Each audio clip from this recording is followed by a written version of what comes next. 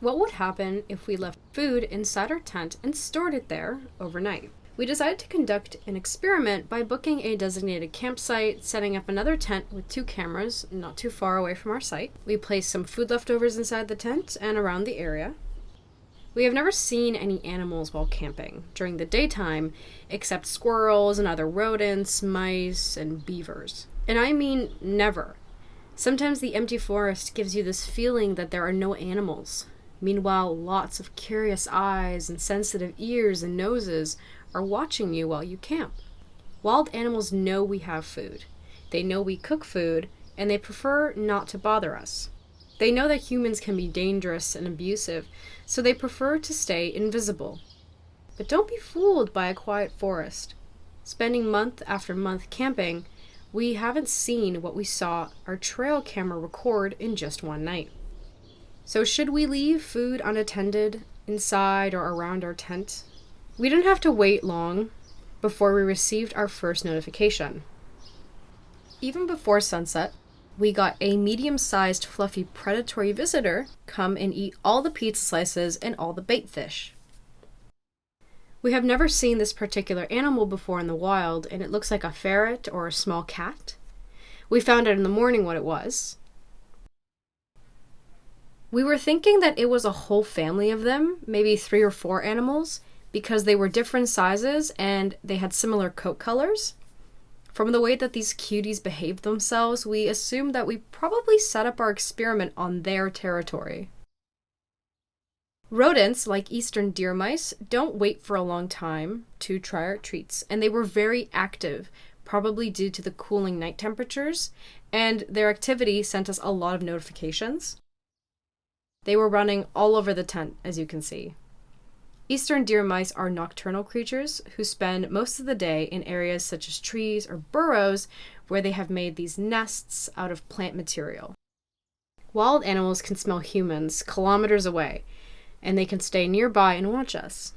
They're very cautious not to show themselves to us, but they always wait for the right moment to take some free food.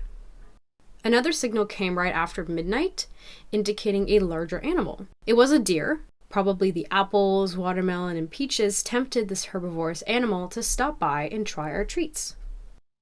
The graceful white-tailed deer is well known to most North Americans. Hunters and non-hunters alike recognize this animal by its habit of flourishing its tail over its back, revealing a stark white underside and a white butt.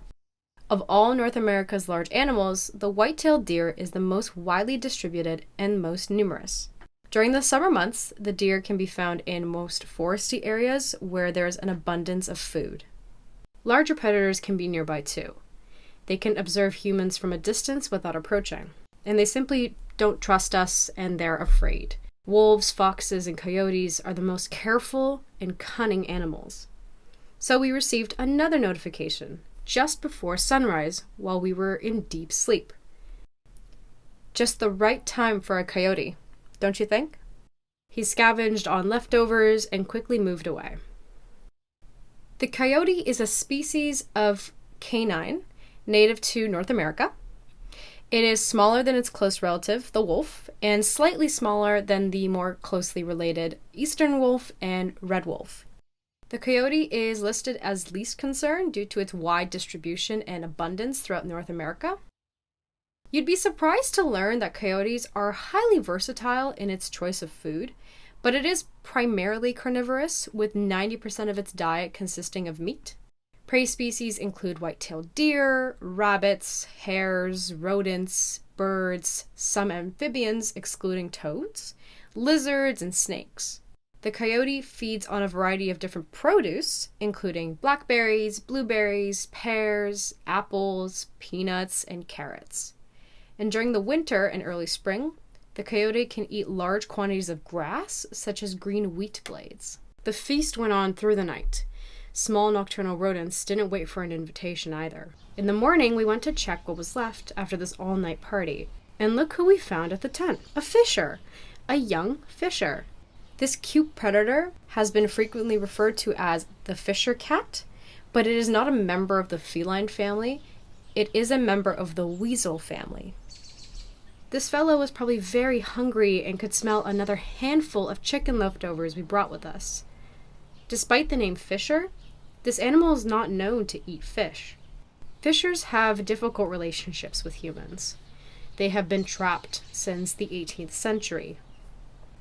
They've been very popular with trappers due to the value of their fur, which was used for scarves and neck pieces. In 1936, the sale price per pelt in New York City was around $450 to $750. Prices declined through the 1960s, but picked up in the late 1970s. In 1999, 16,000 pelts were sold in Canada for an average price of $27. By 1940, fishers were threatened with near extinction in the United States due to overtrapping. Closed seasons, habitat recovery, and reintroductions have restored fishers to much of their original range. Fishers are the main predator for porcupines, and that makes them a very important part of the ecosystem due to control of the porcupine population. They can also prey on hares, lynx, squirrels, small cats, and dogs. We were very excited to see such a careful and shy and almost always invisible animal thanks to our trail camera.